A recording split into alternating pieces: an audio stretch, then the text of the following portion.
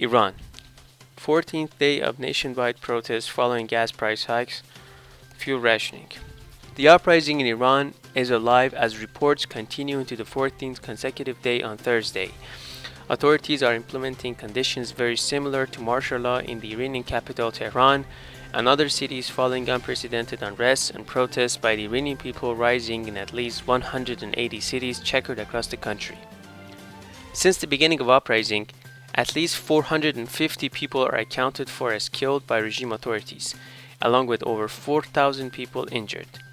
Reports also show at least 10,000 protesters being arrested. The final statistics could be far higher.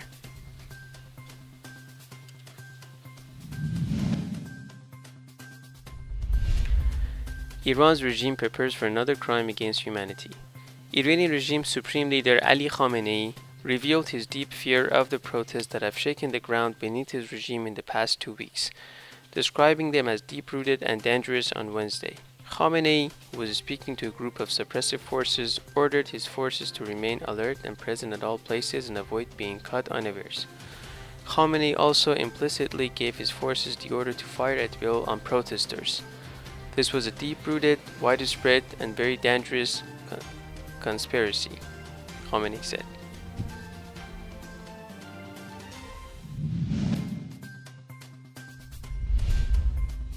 Iraqi protesters torched the Iranian regime's consulate in Najaf.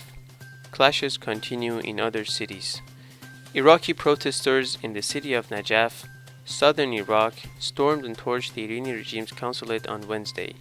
Sky News TV reported intense clashes prior to this latest development, and security forces and anti-riot units were seen using tear gas to disperse the crowd.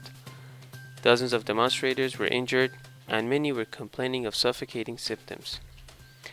Najaf officials responded by imposing martial law in the province, and police units were seen patrolling various areas. A few weeks ago, Iran's consulate in Basra was also torched.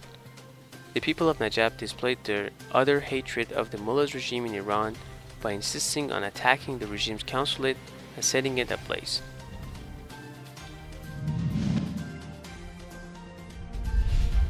Medical treatment denied to 2 Iranian female political prisoners. With the weather getting colder, Kurdish political prisoner Zainab Jalalian has contracted influenza. Suffering from various illnesses, Zainab Jalalian is in dire physical conditions. She has suffered multiple seizures and needs to be transferred to hospital, but prison authorities have prevented her dispatch. In Evin prison officials have prevented dispatch of political prisoner Atena Daimi to hospital under the excuse of hospitals being overcrowded due to the recent uprising.